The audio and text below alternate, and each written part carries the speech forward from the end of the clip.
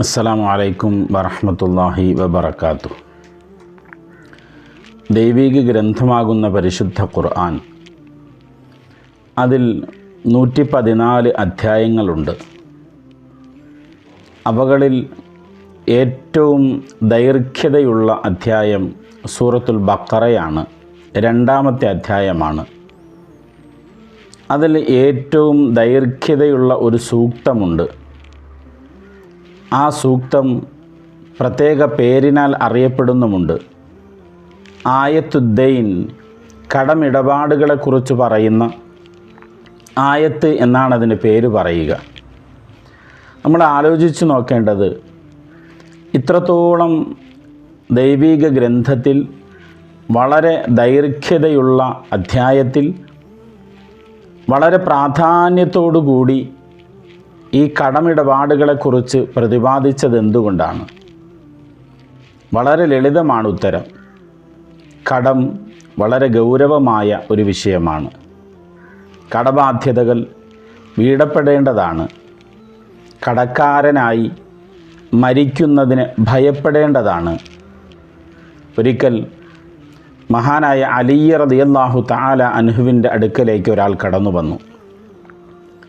അദ്ദേഹം നബിയോട് പറഞ്ഞത്, അലി റളിയല്ലാഹു അൻഹുവിനോട് പറഞ്ഞത്, എന്നെ വല്ലാതെ കടം കൊണ്ട് മൂടിയിരിക്കുകയാണ്, ഞാൻ എന്താണ് ചെയ്യേണ്ടത്? ഞാൻ കടബാധ്യതയുള്ളവനായി മരിക്കുന്നതിന് ഭയക്കുകയും ചെയ്യുന്നുണ്ട്.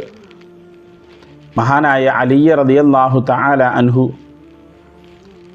അദ്ദേഹത്തോട് പറഞ്ഞു കൊടുത്തു, ഞാൻ നബി സല്ലല്ലാഹു അലൈഹി വസല്ലമ തങ്ങളിൽ നിന്നൊരു ഹദീസ് കേട്ടിട്ടുണ്ട്, പഠിച്ചിട്ടുണ്ട്. അതിൻ്റെ സാരം ഇതാണ്: ഒന്ന്, ആ കടം വീടണമെന്നുള്ള അതിയായ ആഗ്രഹം നിനക്കുണ്ടാകണം. രണ്ടാമത്, ആ കടം വീടുന്നതിന് വേണ്ടി ഹലാലായ സമ്പാദ്യ വരുമാനങ്ങൾ കണ്ടെത്തുന്നതിൽ നീ പരിശ്രമിക്കണം. മൂന്നാമതായി ഒരു പ്രാർത്ഥന പറഞ്ഞു കൊടുത്തു: അല്ലാഹുമ്മ ക്ഫിനി ബിഹലാലിക അൻ ഹറാമിക് വഅഗ്നിനി ബിഫദ്ലിക അമ്മൻ സിവാക്. ഈ പ്രാർത്ഥന നീ നിൻ്റെ ജീവിതത്തിൽ നിത്യമായി കൊണ്ടു നടക്കുക. എല്ലാ സമയങ്ങളിലും കടബാധ്യതയിൽ നിന്ന് ഒഴിവാകണമെന്നോ ആഗ്രഹത്തോടുകൂടി ഇത് പറഞ്ഞുകൊണ്ടിരിക്കുക.